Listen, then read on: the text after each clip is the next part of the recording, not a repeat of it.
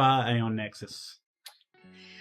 We're a fairly newly formed Brisbane-based progressive metalcore band, sort of in the style of Spirit Box, Sleep Token, Architects, Tesseract. We've been actively gigging since January this year. We've released a couple of singles, EP on the horizon, and yeah, that's what we're doing. How was Aeon Nexus formed? Well, so I had the vision for the kind of the metalcore band that I wanted to create early last year. I learned how to scream because it had been a real dream of mine for a long time to do a band like this. Then around sort of April, I put out an ad on one of those Brisbane bands members wanted groups.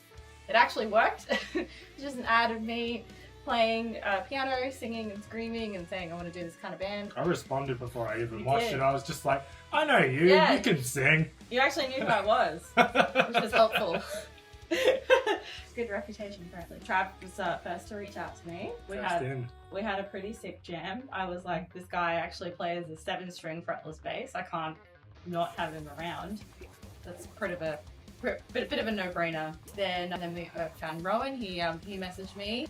It's pretty clear from my jam with him that his style and what he was wanting to do, perfect for us. Eventually we found Shannon for guitars. What began as a seed, an idea, and a random ad on a Facebook group has now turned into a band that's going quite well.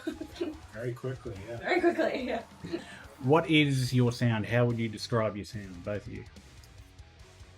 I would say definitely progressive, definitely melodic as well, but then into the brutal breakdowns. It's a good mix of sounds. I think it's very dynamic is how I would describe it. We have a very diverse sound because we all have really different, but I would say quite complementary influences in extreme music. So yeah, I think we've created quite a unique sound. What do you do to relax? I'm very into home brewing. I find it very relaxing to have a brew day, sit down in the shed, put on some metal, and just crack in. It's hard work, but it's very rewarding, and nothing's better for me than having created something at the end. When you get something out of it, I find the whole process very relaxing. It's technical for me. When I try to relax, I want to not think much. So when you've done it enough, you don't think, but it's a very calming routine that you've done many times before, but with a little bit of creativity thrown in. If you were pro wrestlers, what would your entrance music be? I'm going to say Meshuggah Bleed. Yeah, that's a great choice. That just punches you in the face. It just starts. Yeah. It is definitely good walk-in, hype-up music. I even have my pro wrestling name too. I'm the bass master. It's actually, there's a really great song by a European symphonic metal band that I love called Delane. The song is literally called Sucker Punch.